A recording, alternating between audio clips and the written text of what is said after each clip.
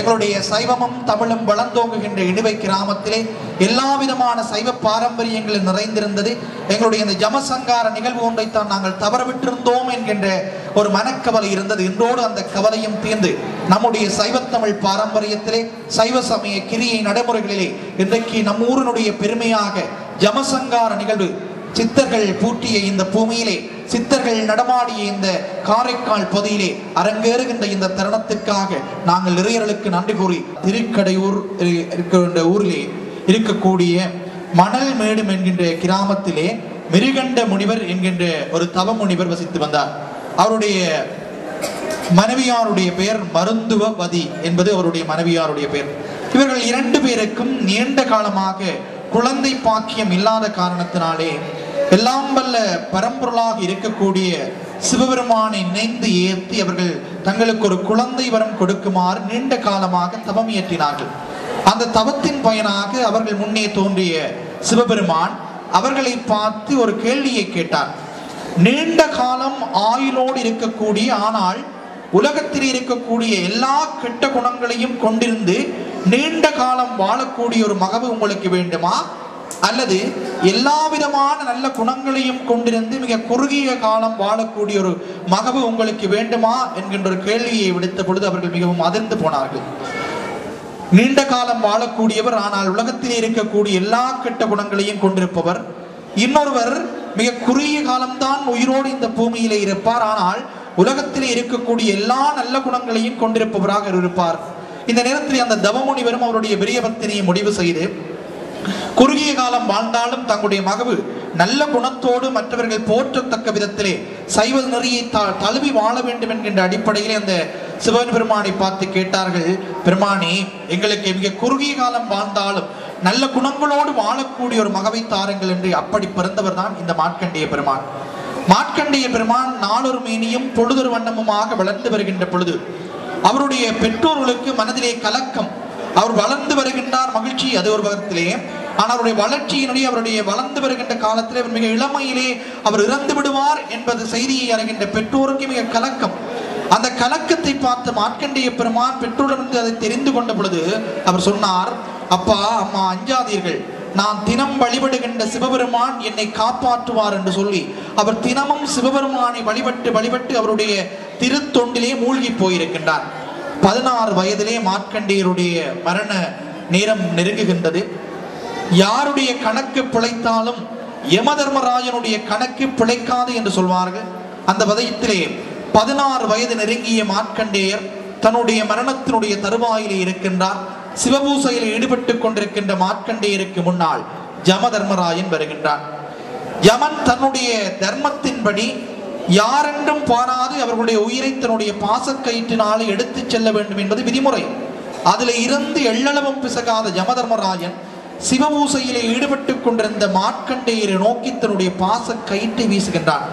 அப்பொழுது எல்லாமே எம்பெருமான் தான் அடைக்கலம் என்று அடைக்கலம் புகுந்த மார்க்கண்டேயரை காப்பாற்றுவதற்காக சிவபெருமான் அந்த யமனை சங்காரம் செய்கின்ற அந்த நிகழ்வுதான் இன்றைக்கு இந்த வரலாற்று சிறப்புமிக்க காரைக்கால் மண்ணில் அரங்கேறி இருக்கிறது.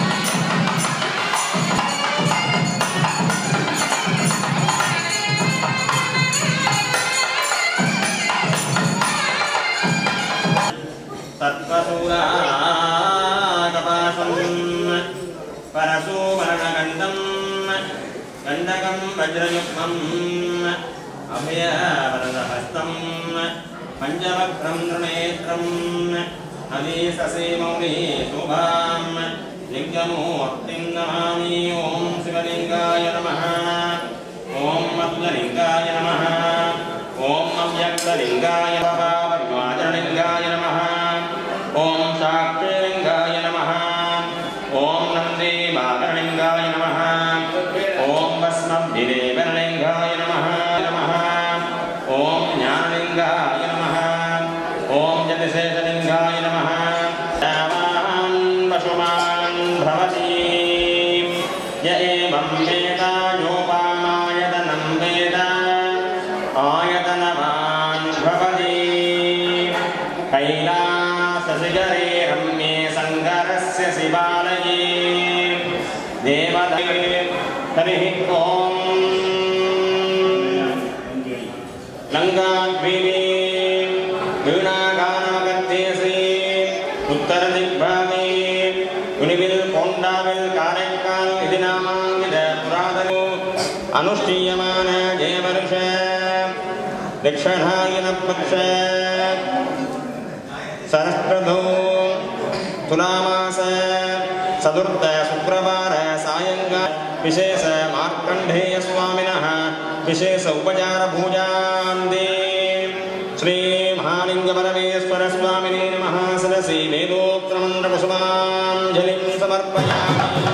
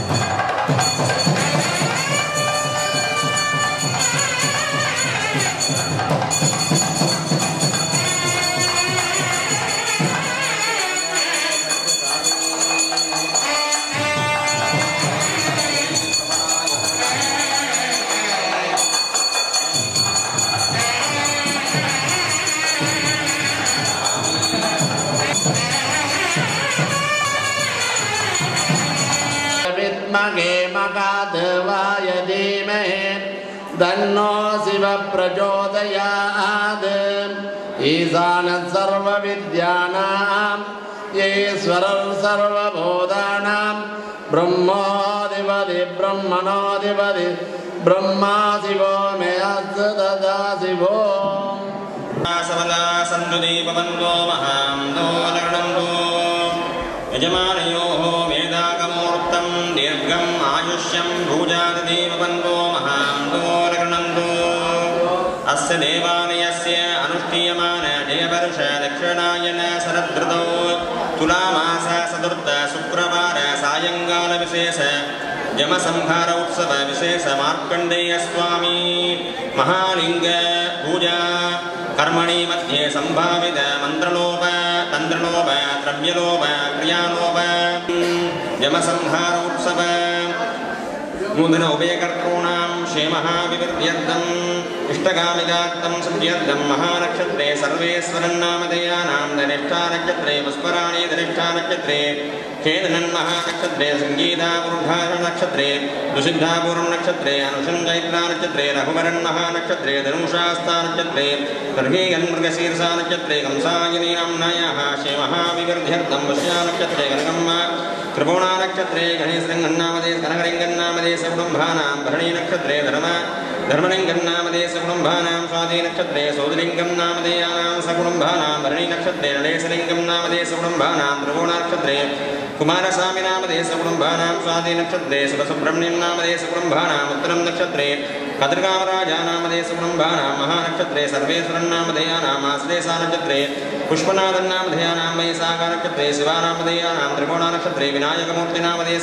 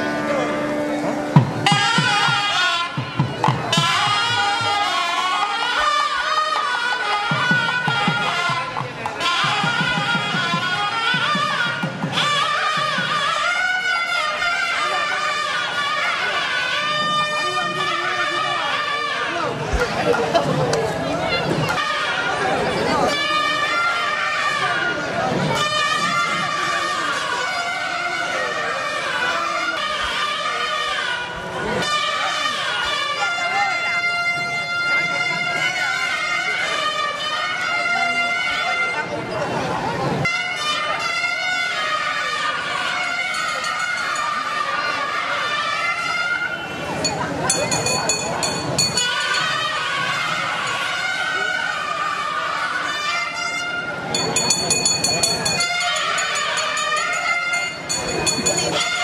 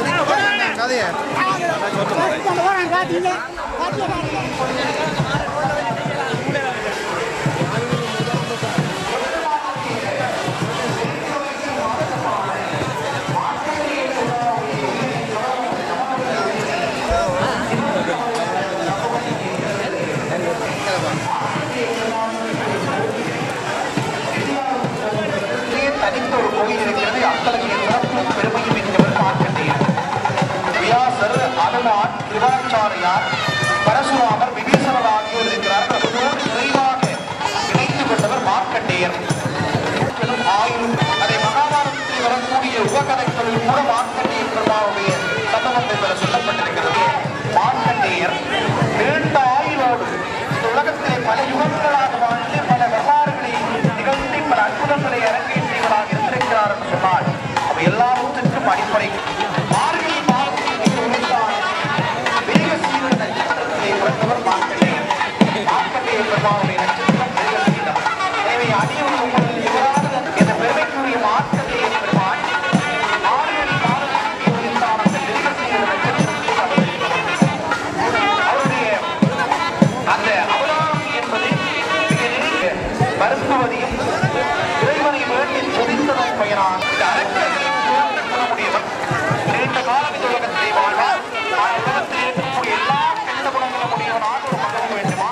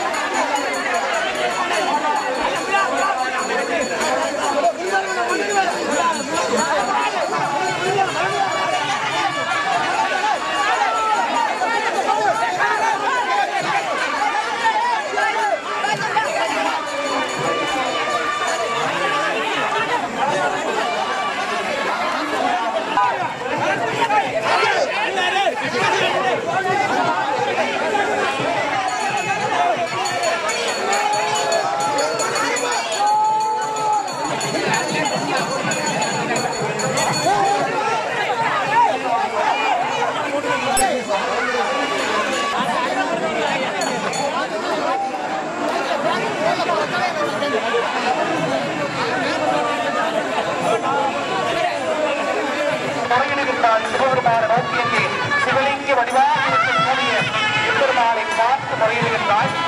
அவருடைய முறைப்பாட்டை கேட்ட சிவபெருமான் ஜனனுக்கு உயிர் சக்தி கொடுத்து சாவதி தரிசனம் அளிக்கின்றார். அவருடைய சாவதி தரிசனம் பெற்றுக் கொண்ட ஜனக்கு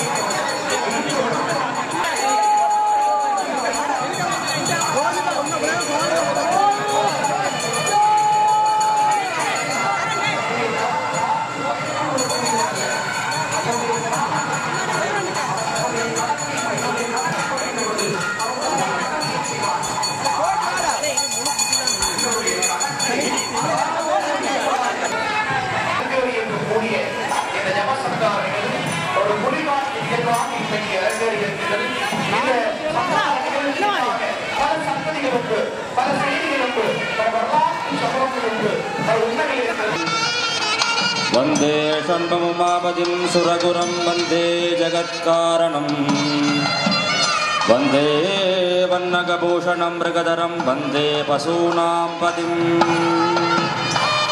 वंदे सूर्यशशाङ्कवह्निनयनं वंदे मुकुन्दप्रियं वंदे भक्तजनाश्रयं च वरदं वंदे शिवं शंकरं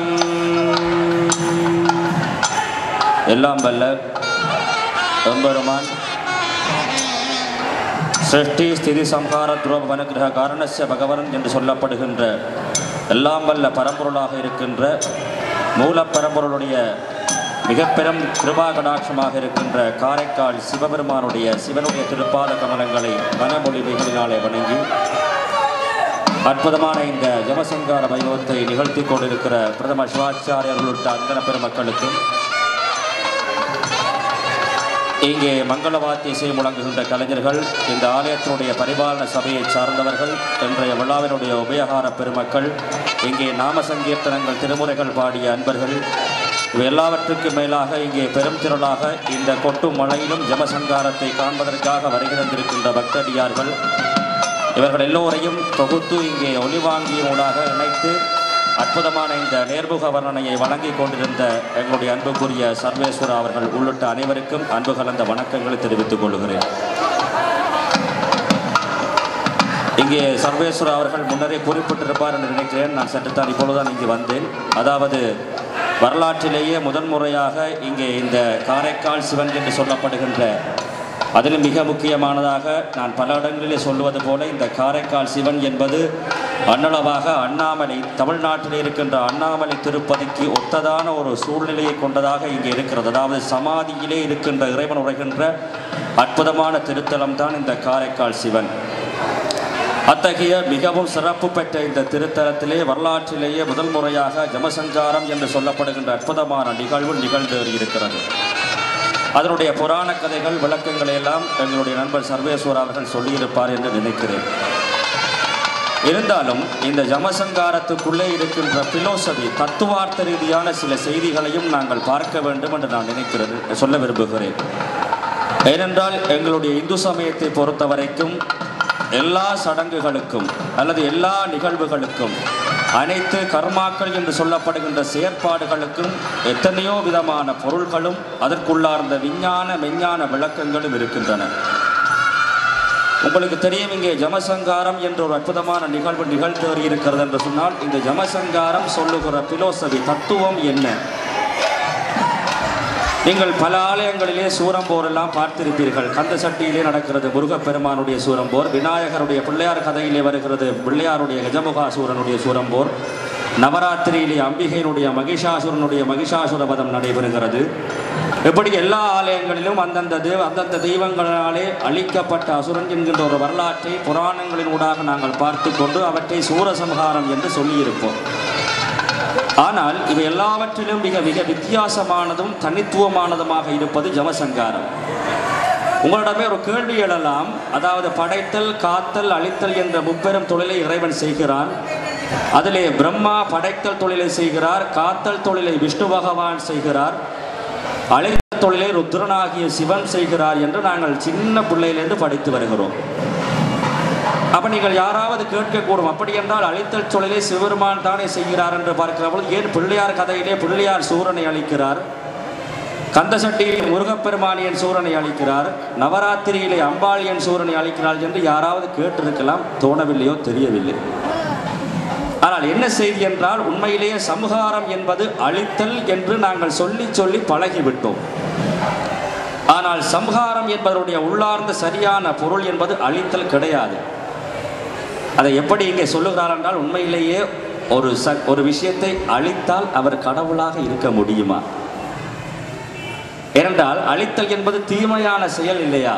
எனவே அழித்தலை செய்பவர் எப்படி கடவுளாக இருக்க முடியும் என்று கேள்வி கேட்டு இன்றைய நவீனத்துவத்தோடு சேர்த்து விஞ்ஞானத்தையும் உரைக்கிற பொழுது அழித்தல் என்கின்ற பொருள் தவறானது என்று அர்த்தப்படுகிறது. தவறு என்று சொல்ல வருவதற்கான விளக்கம் இதுதான். அதாவது என்னவென்றால் சம்ஹாரம் என்றால் அழித்தல் என்பதை விட ஒரு சால சிறந்த ஒரு பொருள் இருக்கிறது. என்னவென்றால் சம்ஹாரம் என்று சமஸ்கிருதத்திலே சொல்லுகிற பொழுது, அதாவது ஹாரம் என்றால் ஒடுக்குதல். உங்களுக்கு தெரியும், மாலையை ஆரம் என்று சொல்லுவோம். ஆரம் சமஸ்கிருத சொல்லு. மாலை ஆரம் என்று சொல்லுகிறோம் என்றால் அதனுடைய பொருள் என்னென்றால் சிதறி கிடந்த பூக்களை எல்லாம் ஒரு நிழல் படுத்துகிற பொழுது அதற்கு பெயர் ஆரம் என்று வருகிறது. இங்கே சம்ஹாரம் என்றால் இன்னும் நன்றாக ஒடுக்குதல் என்று பொருள் வருகிறது. அப்ப இன்னும் நன்றாக ஒடுக்குதல் என்றால் என்ன அர்த்தம் என்றால் ஒரு ஆன்மா தன்னிடம் இருக்கின்ற பாவங்களை எல்லாம் நீக்கி அந்த ஆன்மாவை பரிசுத்தமாக்குகின்ற தூய்மைப்படுத்துகின்ற அளவுக்கு இன்னும் நன்றாக ஒடுக்குதல் என்பதுதான் சம்ஹாரத்தினுடைய பொருள். அதாவது இறைவன் கடவுளானவர், அதாவது விநாயகராக இருக்கலாம், முருகப்பெருமானாக இருக்கலாம், அல்லது விஷ்ணுவோ அல்லது அம்பாளோ யாராக இருந்தாலும் அழித்தல் செய்கிறார்கள் என்றால் என்ன பொருள் என்றால் அவர்கள் ஆன்மாவை அழிக்கவில்லை, தீமையை அழிக்க, அதாவது அவர்கள் எப்படி அழிக்கிறார்கள் என்றால் தீயவர்கள் அழித்தார்கள் என்று நாங்கள் பார்க்கிறோம். அந்த வார்த்தையே தவறானது. தீயவர்களிடம் இருக்கின்ற தீமையைத்தான் இறைவன் அழிக்கிறான். உங்களுக்கு தெரியும், கந்த சட்டியிலே முருகப்பெருமான் சூரனை வதம் செய்தார் என்று பேசுகிறோமே, சூரன் கொல்லப்பட்டானா என்று கேட்டால் கிடையாது. ஏன்? அந்த வேலாயுதத்தினாலே சூரனை முருகப்பெருமான் துளையிடுகிற பொழுது சேவலும் மயிலுமாக அவன் மாறினான் என்று நாங்கள் பார்க்கிறோம். நவராத்திரியிலே மகிஷாசுரவதம் என்று பார்க்கிற பொழுது மகிஷனை தன்னுடைய வாகனமாக்கினாள் அம்பிகை என்று பார்க்கிறோம். விநாயகப் பெருமான் கஜமுகாசுரன் என்று பார்க்கிற பொழுது கஜமுகாசுரனை, அதாவது ஜானை தலையுடைய அசுரனை வாகனமாக்கினார் பிள்ளையாக. அவர்கள் அழிக்கவில்லை என்பதை நாங்கள் இங்கே சொல்ல வருகிறோம். அப்படி பார்க்கிற பொழுது மகாவிஷ்ணு தான் பல அழித்த தொழில்களை செய்து வருகிறார் என்று பார்க்கிறோம்.